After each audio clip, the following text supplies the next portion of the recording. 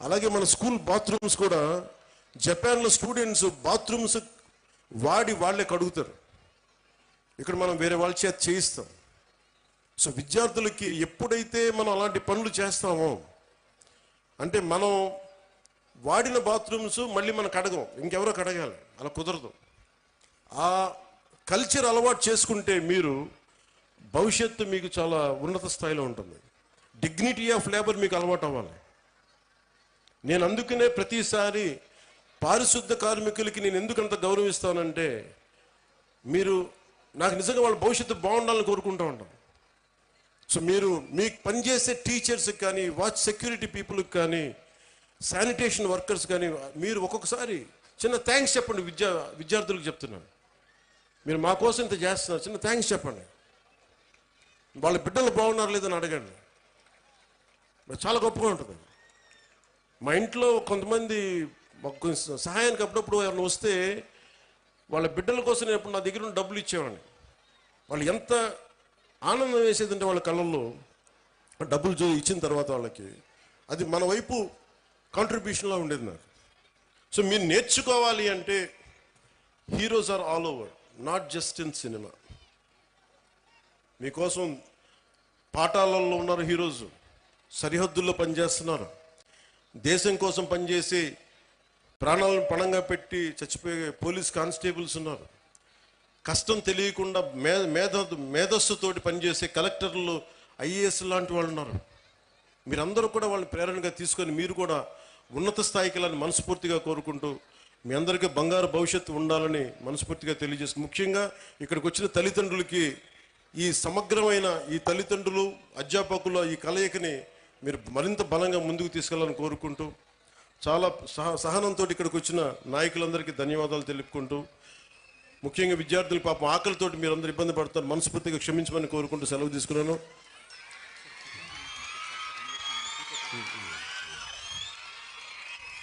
అలాగే నా దృష్టికి ముఖ్యంగా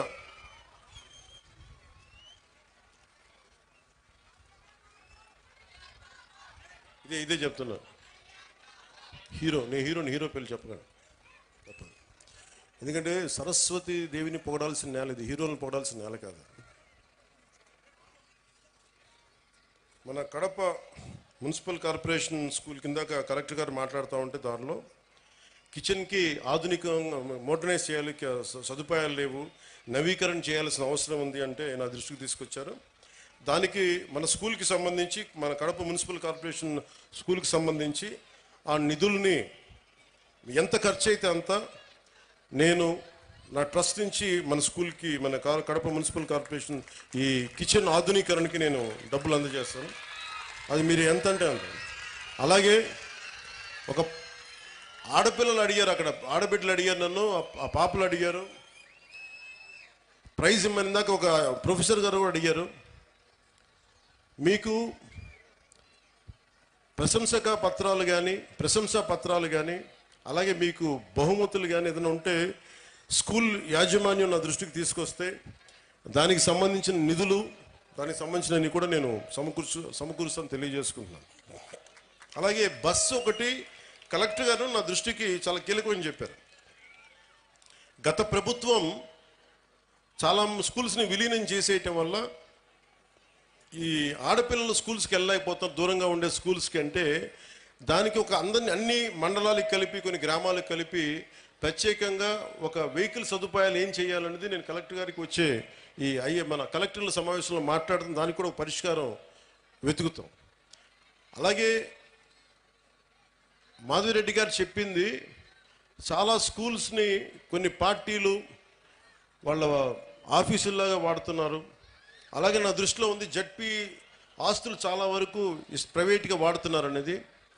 కలెక్టర్ గారికి కూడా నేను విజ్ఞాపన ఇస్తున్నాను. నేను ముఖ్యంగా ఈ స్కూల్స్ వైఎస్ఆర్ కడప జిల్లాలో ఎవరైనా సరే స్కూల్స్కి కాకుండా ఏదైనా సరే మిగతా వాటికి వాడుతుంటే వెంటనే వాటి మీద ఒక స్పెషల్ డ్రైవ్ చేసి, ఎందుకంటే స్కూల్స్కి బిడ్డల జోలికి వచ్చేది ఏదైనా సరే మీరు చాలా తీవ్రమైన చర్యలు తీసుకుంటాను కలెక్టర్కి నేను సభాముఖంగా తెలియజేస్తాను.